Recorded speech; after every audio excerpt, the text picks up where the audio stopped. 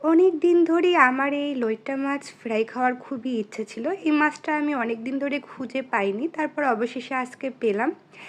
মাছটাকে আমি খুব সুন্দর করে কেটে ধুয়ে নিয়েছিলাম, তার মধ্যে একটুখানি আদা বাটা, রসুন বাটা আর সামান্য একটু জিরা বাটা দিয়ে দিয়েছিলাম। তারপর এর মধ্যে মরিচের গুঁড়া, সামান্য একটু হলুদের গুঁড়া, ধনিয়া গুঁড়া, গরম মশলার গুঁড়া আর অল্প একটু চাট মশলাও দিয়েছি।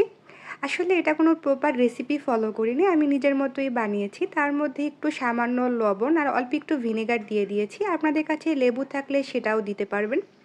এরপর সামান্য একটু সয়া সস দিয়ে আমি এর মধ্যে বেশ অনেকটাই চালের গুঁড়া দিয়েছি। চালের গুঁড়া দিলে কিন্তু এটা খেতে খুবই ক্রিস্পি হয়। এরপর এর মধ্যে একটা ডিম ভেঙে দিলাম, তার মধ্যে আরেকটু চালের গুঁড়া অ্যাড করেছি। আমি সামান্য আরও একটু মরিচের গুঁড়া দিয়েছি আর সাথে দিয়েছি 2-3 চামচ কর্নফ্লাওয়ার। চালের গুঁড়া আর কর্নফ্লাওয়ার দুইটা একসাথে দিলে এটা খেতে খুবই ক্রিস্পি হয়।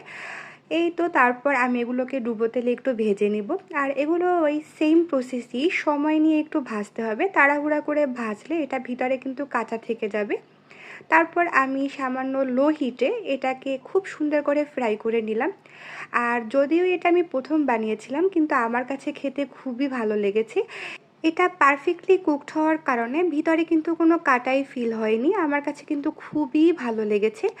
যাই হোক, আমি নেক্সট আবারও ট্রাই করব। আপনাদের কাছে কার কার এই লইট্টা ফ্রাইটা পছন্দ অবশ্যই জানাবেন। ওকে।